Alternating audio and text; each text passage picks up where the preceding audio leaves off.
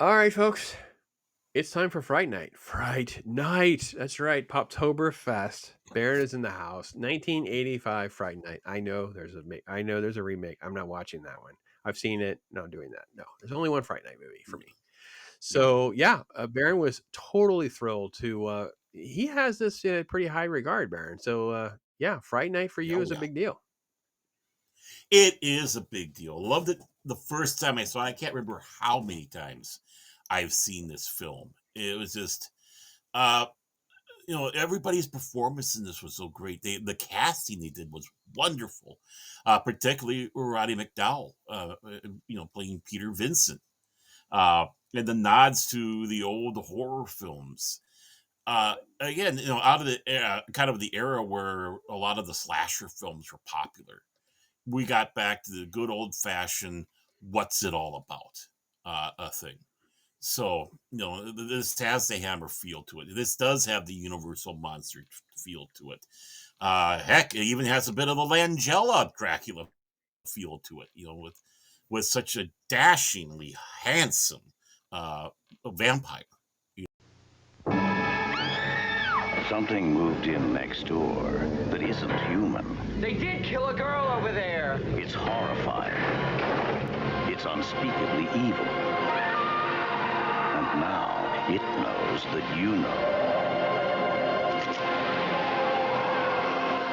Fright Night. If you love being scared, it'll be the night of your life. Rated R.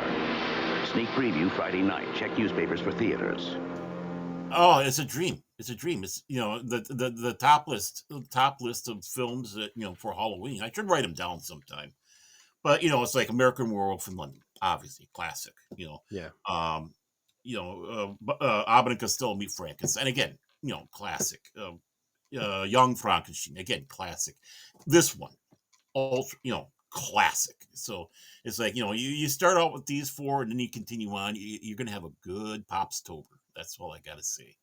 I just can't stop gushing about this film. And no, I'm not even gonna think about the 2011. I mean, I don't even want to think about David Tennant playing what was it, Chris Angel type magician is going to be coming to the rescue. What sense does that make? I'm gonna pop your cherry. Yeah, I didn't even. I remember watching it, didn't like it. Yeah, I'm done. I yeah, couldn't even. If you had, I obviously I know Colin Farrell. If you had asked me about David Tennant, I wouldn't even remember it. I've deleted so much of the files. I keep shrinking that file down to something that mhm. just no, thank you. Oh yeah, I It did never wanted to see it. Never wanted to see it yeah because you just don't destroy the classics like that. yeah just generic teen romance. Creepy thing moves in next door. No one's going to believe you. Mm-hmm. He's obsessed with horror and horror shows and horror movies at the time, so it's even more single Right. mom cliche of the 80s. Dracula moves in next door, basically played by Chris Sarandon, who is just made out to be the Mac Daddy of the Mac Daddy of the ladies' man. Not what you would expect out of some of the other stuff that he's done in his career. It's a Yeah. phenomenal role. He delivers just incredibly well. Then you have sort of this entire journey for Brewster to figure out, what's actually going on, get other people to believe. So it's like he's got this little friend that he calls Evil. So Mm-hmm. Evil is mocking him and believing him. It's kind of a push pull dynamic in their friendship with Mm-hmm. that situation as well.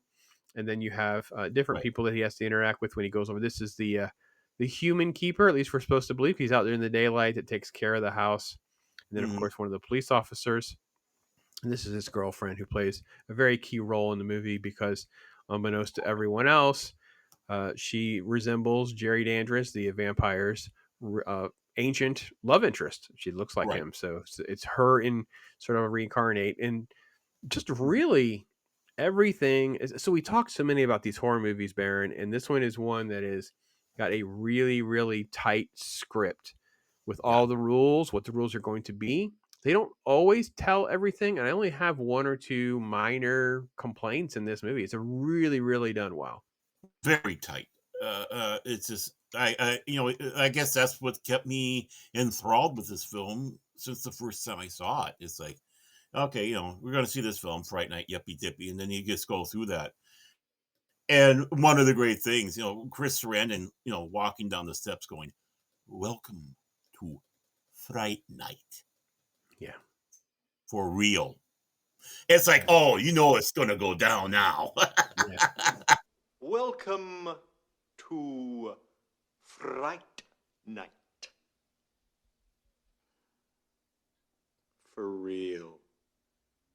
Yeah, he's so good in this role. They just do a perfect job with handling him as a character.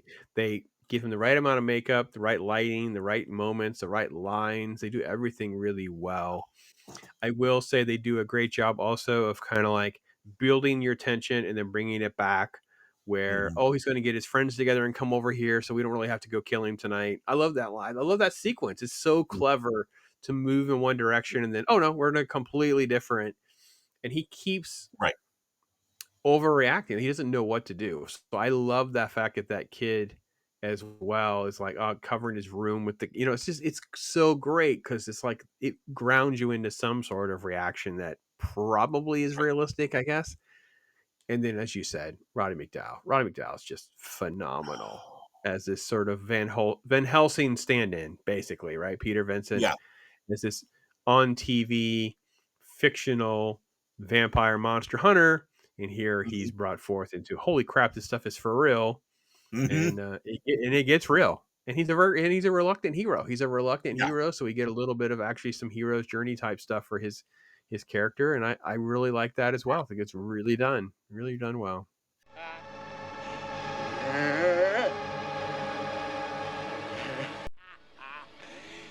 You have to have faith.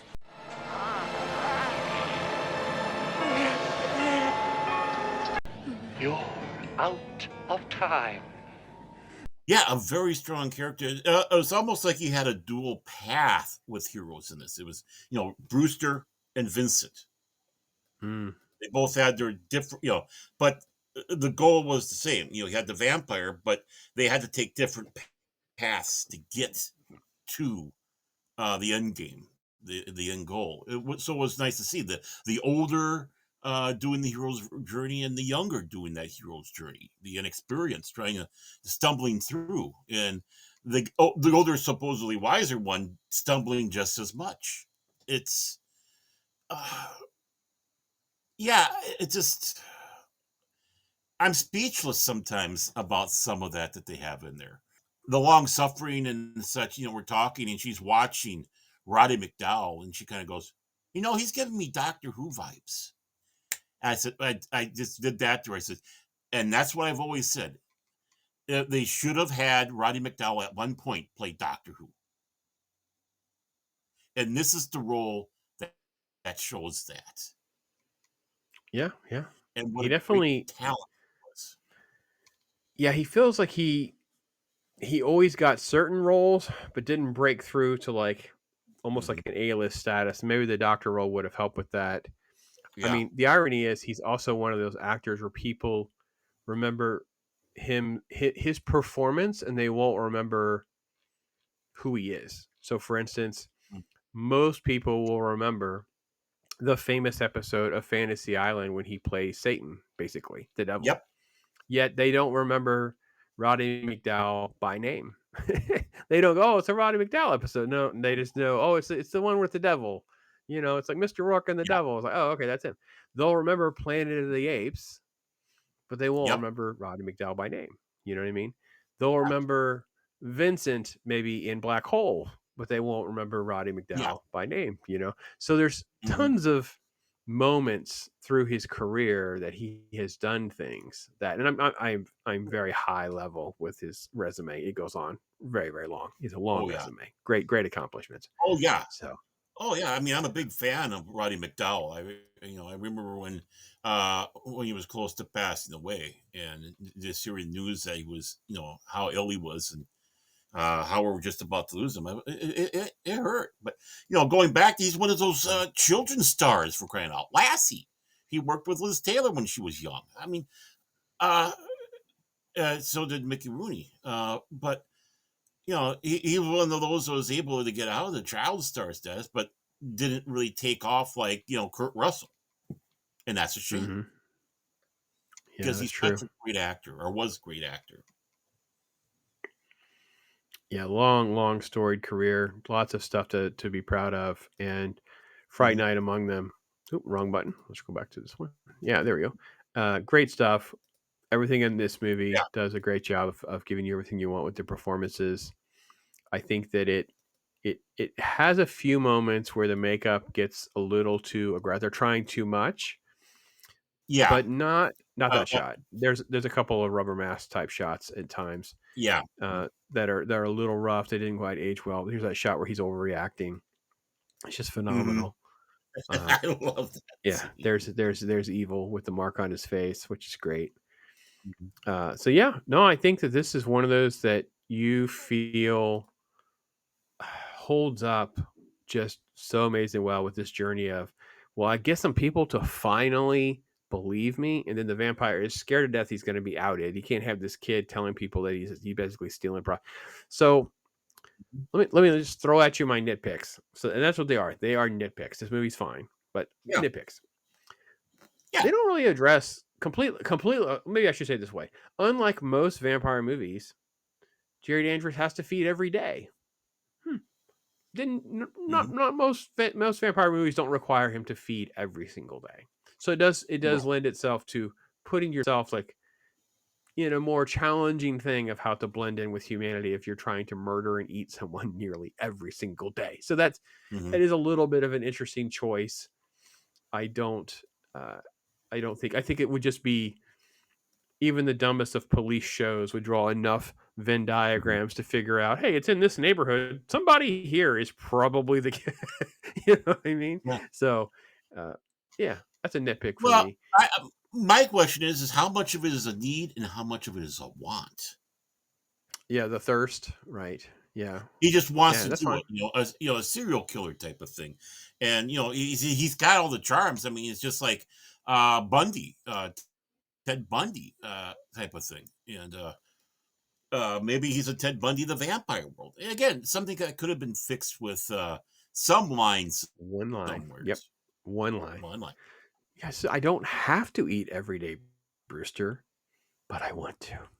Yep. You know what I mean? It's like I don't have to do this every day, but I choose Mhm. to. Something. Give us Yeah. something. Then I will say there is sort of the tragic end of evil and him as a wolf. They don't say it out loud in this movie that they vampires are not just bats, they are also wolves. And Right. it goes all the way back to the beginning. I don't always remember that too, by the way. I think there's got to be a video or two where we talk about vampires and all like the wolf is in hindsight, if you Hmm. know enough of the mythology, you're okay with it, but it does kind of feel out of the blue that's just a wolf. And then they kind of mess it up because they have a great transformation back to being a human, and then Hmm. evil's gone. But at the Hmm. very end of the movie, we hear evil speak. So you're kind of like, why did they do that? Why did is he? Yeah, I'm like, oh no, don't do that. Yeah, so Well, again, the vampire lore. I mean, they did a good job of keeping to the modern folklore of mhm. vampires. I mean, there's you go down going into the folklore of vampires is a rabbit hole. I actually had a book about it. I lent it out to someone to read. He brought it. He sent it back to me. It was like he was traumatized reading it. Mhm. Here, take it back. It's like, well, thank you. I want the back, but it's like, but yeah, one of the things was vampires can turn into doggies. Mhm. The children of the night. Um, but Peter Vincent took the stake out. You take the Mm. stake out, all the stake really does is paralyze them. That's part of the process. But you have to fill the mouthful of holy wafers and find a crossroads, Okay. or put them in the sun. One of the two. Right. So and of course, 85, that was kind of going through the vampire phase of a lot of Mhm. people. I mean, think of all the vampire stuff that was coming out at that time. Lost Boys, on down, even going back to Langella's, 1979 Dracula.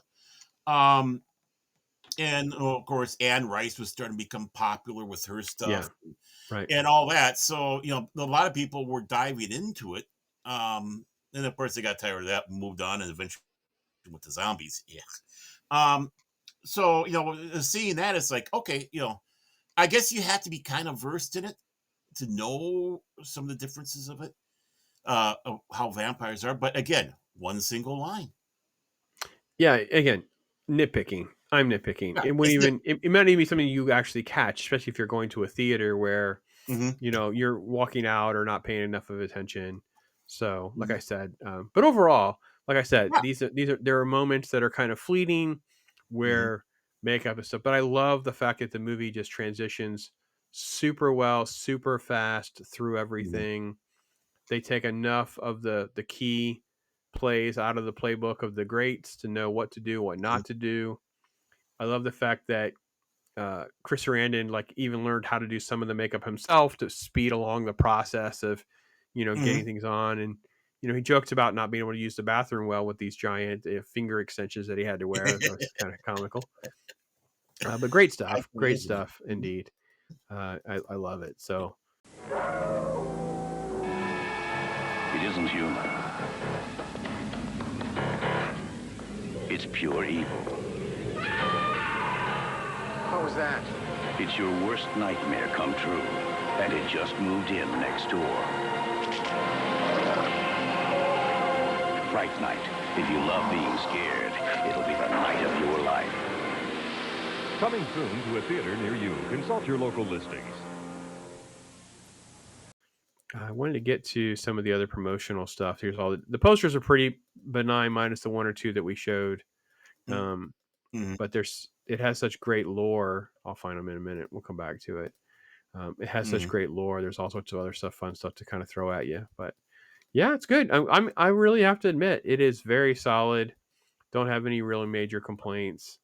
I wish the car would have been changed. There's a quick line about he destroyed his car because Right. they have to figure out a way to get around without his car. I wish we had seen the car or a piece of the car or something to give us more Mhm. context. What happened? The car Right. happens off camera. Mhm. We hear it, but we don't see it. Yeah, Yeah, I know. It seemed a little disjointed. There should have been some follow through with it. And it didn't have to be a big, super big one either. Because I don't want to see a Mustang smashed up.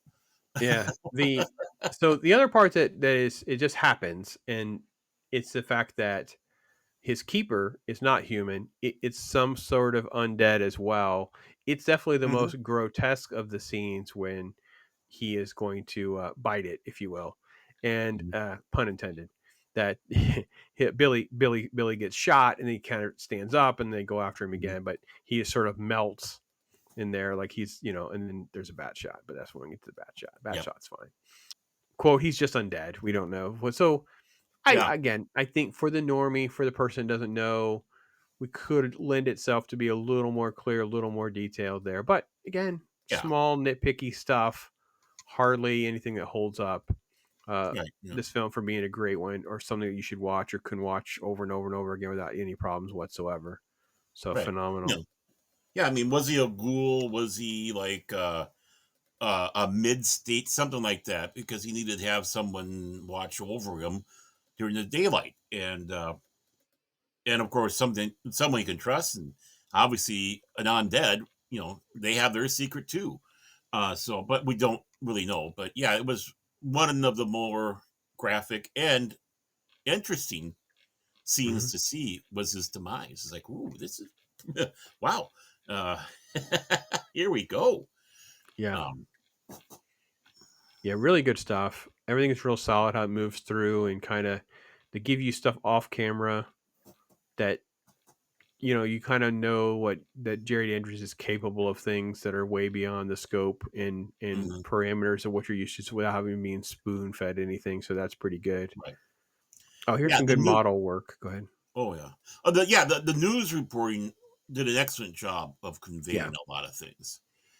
So yeah, I love that. And then a couple of shots of some of the model work they were doing because it shows what was just the brilliance of the back of the day, man. How much work you'd have to put in to get stuff to work. mhm, Love it. Fantastic. And here's him getting his hair painted on and stuff and mhm. transformation and on set. of him in the corner here. Hmm. So yeah, there's that steak. Yeah. Yeah, Yeah. There's Evil Ed. Yeah.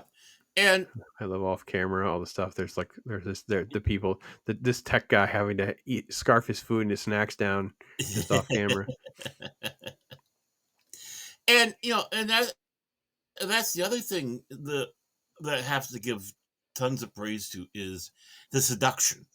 And I mean Mhm. across the board. How he seduces Evil Ed to become a vampire too.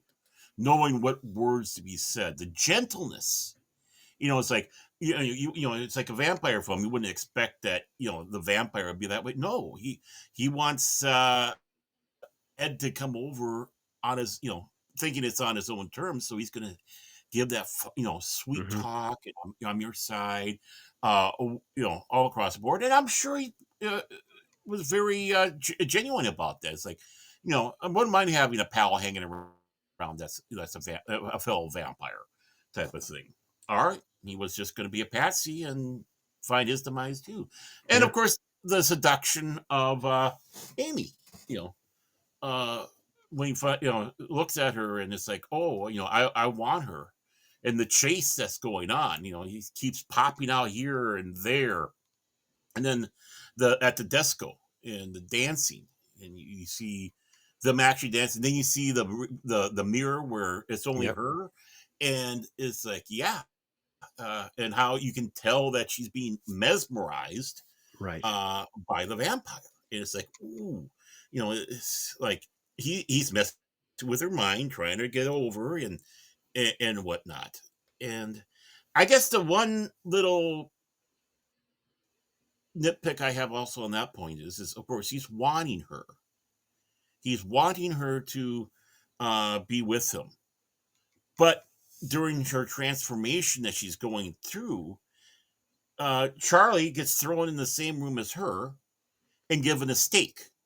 And basically there's only one way, you know. So it's like, why would he put his beloved then in that type of danger?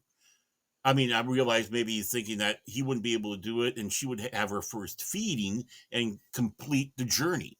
Yeah, it's definitely him amusing himself. As a vampire who's been around for hundreds of years, you're like, well, at least it's almost like gameplay because he doesn't feel like he's at risk. So fine, you want her so bad, you Mhm. got to figure this out. If you want it, you're gonna. Yeah, I think it's great. I think Tom Holland did a really Yeah. good job of writing a script where everything is pretty much addressed. Mm-hmm. Look at the puppetry too, by the way. This is the puppetry of the Oh, bat. yeah. Mm-hmm. It's phenomenal. Do they have the name? Yeah, Randall William Cook. Yeah, Mm. there you go, man. Good job. Great stuff. Great moments. Working on the different elements, pieces here behind scenes. Mm-hmm. Yeah. Yeah. Great stuff. There you go. Look at that shot. Yeah. Yeah. I mean, I personally think this is one of the best of the 80s modern day vampire films because of the atmosphere, the cast, the crew, the tight script. I mean, Right. I know a lot of people like Lost Boys. I'm not detracting it or dissing it, but obviously there are two different flavors between the two. Yeah, Yeah. it's completely two different approaches in Right. a lot of ways. I think I Mhm. prefer Lost Boys in some ways, but that's probably because the missus is also like, have we watched Lost Boys? Because she loves Lost Boys so much. But I get it. So it's to each their own. But I think it's just really solid. Tom Holland doesn't. He's a name nobody talks about, by the way. He got to I write know. the sequel to Psycho. He's the creator behind the Child's Play franchise. Mhm. He adapted other Stephen King work. Just Mhm. a guy that got a lot of stuff done, and he's still out there somewhere. I don't think. I mean, obviously Yeah. he's retired and whatever, but I think it's Yeah. 82. int- Yeah. yeah, interested. Interested Yeah, to see. and I like Psycho 2. I think they Mhm. should have just stopped there. I mean, you didn't need Psycho 2. Let's just put it this way. Yeah, I But agree. what they did with it, at least it was a very respectful follow through, and they should have stopped right there. Nothing more. Um, but I also love his little nods that he had, like when Dandridge gets up out of the coffin, straight out of Nosferatu. Hmm. It's just like, just straight and monstrous looking. And it's like, oh, that's like Count Orlok coming out of the coffin in in Nosferatu. I think it was Nosferatu that was done, but Mhm. it Yeah. was one of the famous. Yeah, And and the it's like, shadows, the ooh, way they do the shadows, stuff's great. Yeah, it's phenomenal. yeah. It's definitely it definitely feel so. So how you score this one, Baron, as being a favorite of yours? Four popcorn buckets. No hesitation. Four popcorn buckets, Yeah, and and again, it's the cast. I mean, you have Amanda Burrs in there, one of her first major roles, I think you could say. Go on to play Marcy Darcy in Married with Children. yeah, Uh, of course, Chris Sarandon. Yeah, I mean, great actor and brother of Susan. Williams Ragsdale had a small kind of career. No, I remember him in Herman's Head, yeah. the TV show. And one of the reasons why I watched Herman's Head was because he was in there. It's like, oh, that's Charley Brewster. Let's see what this has to do. Uh, of course, what have we not said about Roddy McDowell? I mean, we could just go on and on and on. So, I mean, when you have that strong a cast, they seem to work well together. Yeah. The directing, the city. I mean, this is a perfect Poptoberfest, a Halloween watching film. And Yeah. if you haven't seen it, watch it. Oh, And definitely need to watch it if you've yeah, never seen it. Yes, it's definitely one you should at least kind of have in there, especially because of the '80s. You can kind of play mhm, through that evolution of the technology post mhm, the Thing right. and the Howling and the stuff with their Oh werewolf yeah. side, and kind of lean into what we're going to do now with the Lost Boys and some stuff that comes along later. Hmm. It definitely is a landmark film in that, in the creature genre of these horror Hmm. movies. And I agree with Baron. I'm gonna go 4 out of 5. Very solid, really Yeah. strong. You can lean a little high if you got some nostalgia bug. I would not have been Hmm. surprised if Baron threw in some bags of popcorn. I would totally have understood that because Almost. it feels like a fan favorite of so many people because it's done so Hmm. well of taking that Dracula vampire lore you see with what Lugosi and Christopher Lee had done so well and put it in like suburbia and say, all right, here's how we're going to do it. They Hmm. just hit all the right beats, like he said, executed on every dimension. So yeah, 4 out of 5 for me Hmm. as well, despite my nitpicking. I know it sounds Yeah. Oh, silly, but yeah, my nitpicks are nitpicks. That's what I call them, nitpicks, because yeah. they don't Yeah. derail. They're not anything of any major significance, and you feel like little things here and there. So Yeah. yeah, I mean, every film has their little chink. There's no such thing as the absolute perfect film, and it's the nitpicks are just kind of those fun little things. But I think we can all agree that Peter Dandridge is probably the most well dressed vampire of all time. boy, he I would mean, definitely be he in the was, elite class. I mean, I would have to rewatch yeah. some of the others to see how they handle that, but he is something special in this Mhm. movie, and I'm actually shocked that he didn't get more roles playing these Yeah. type of serial killer or the seductive neighbor next door. It's like there are movies that were kind of misses later on. Right. Like for instance, Michael Keaton did one called Pacific Heights, where it's like the creepy neighbor next door, and it's like, oh, you know what, Hmm. Chris Sarandon might have been a better choice for that guy. I know you're trying to play off of Michael Keaton's popularity, but Hmm. I just don't know. I'm just shocked that he didn't have more opportunities.